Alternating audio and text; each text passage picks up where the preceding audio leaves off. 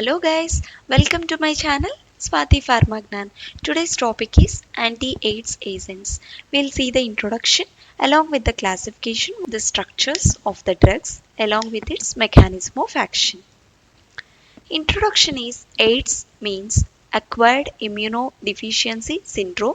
It is a fatal pathogenic disease which is caused by retrovirus.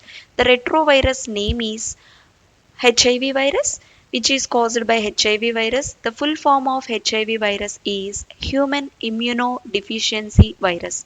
This HIV virus is of two types, HIV-1 and HIV-2. HIV-1 is American type of virus, HIV-2 is African type of virus. The major transmission of AIDS is by infected sexual partners, intravenous drug partners, blood transfusions and through placenta from mother to baby. It is highly prevalent all over the world. Throughout the world, it is highly prevalent disease. Prevention and cure. How we can prevent it? How we can prevent this disease?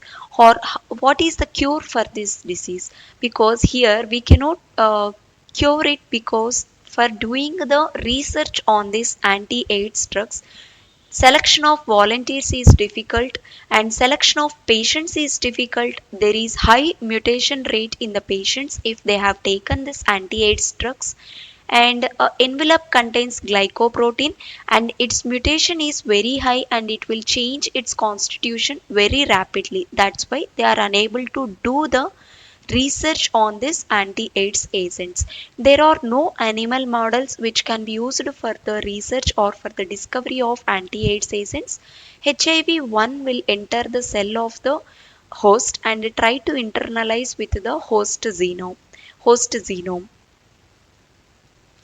In structure and life cycle of HIV virus, the genome of HIV virus is very complex and it contains 9 genes. The 9 genes names are GAG means core protein, POL protease and integrase, and ENV envelope protein, VIF viral infectivity factor, NEF negative regulatory factor, REV differential regulator, VPU control efficient virion budding, VPR weak transcriptional activator, TAT transactivator.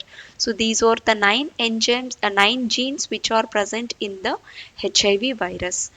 Coming to life cycle, there are 4 stages. One is attachment to the cell membrane of host cell, and the next process is uncoating process.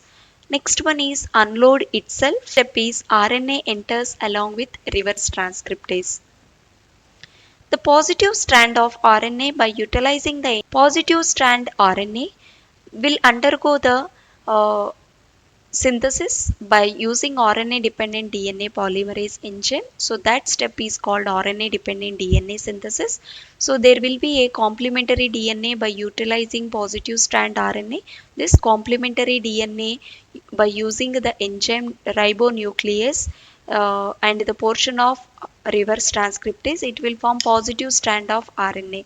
Positive strand of RNA, by utilizing reverse transcriptase enzyme, DNA dependent DNA synthesis takes place. This DNA, which is a double helical DNA, is a proviral DNA. It contains viral particles and it is a DNA. Proviral DNA. This proviral DNA will translocate. The translocation of the double helical proviral DNA into nucleus of the host cell occurs. That is the next step after entering into the host cell by using the enzyme integrase. Integration of proviral DNA with the host genome means host DNA will be incorporated or integrated with proviral DNA. Then this will lead to this newly formed genome releases the infectious particles into the host cell. So that is after entering into the host body. Now we'll see the anti-AIDS agents. They are broadly classified into 3 major classes based on the enzyme or process what the drugs will inhibit. So the compounds which will inhibit the enzymes like ribonuclease or protease are examples: zidovudine, nevirapine and dideoxycytidine are the examples. Compounds which will inhibit viral processes like binding of the virion to the host cell and uncoating are suramin sodium, Evans blue, bicyclam, soluble CD4 derivatives, compounds which will obstruct expression of genes or gene products. Examples are oligonucleotides. So these are the examples under anti-AIDS agents. Now we'll see the structures one by one. The first structure is zidovudine. Zidovudine structure contains, so the structure is zidovudine. Zidovudine contains pyrimidine with two ketone groups at second position and sixth position and one methyl group at fifth position. Ribose sugar is present. This structure is almost similar like, and ribose sugar, to this ribose sugar three nitrogen atoms are attached. That is structure of zidovudine. It is an antiviral drug and specially used in the treatment of AIDS. Next structure is nevirapine. Nevirapine contains two pyridine rings and in between there is a diazepine ring is present. Diaz indicates two nitrogens, epine indicates it is a seven-membered ring. So diazepine is fused with two pyridine rings is the basic nucleus present in nevirapine. It contains one methyl group and one cyclopropyl group and one ketone group at different positions. That is structure of nevirapine. So next is dideoxycytidine structure contains pyrimidine with ketone group at second position and at fourth position and at sixth position it contains amino group and there is a ribose sugar attached to the third nitrogen. That is structure of dideoxycytidine. Next structure is suramin sodium which is under the class that is second class.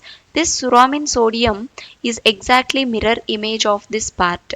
So this part is exactly mirror image of this part. So if we'll see this part, there is a naphthalene ring. To that naphthalene ring, here sodium is present. Otherwise, in the place of sodium, only suramin we have to write means in the place of sodium we have to write H. In the place of hydrogen, if we are writing sodium, then we is Na, then we have to call it as suramin sodium.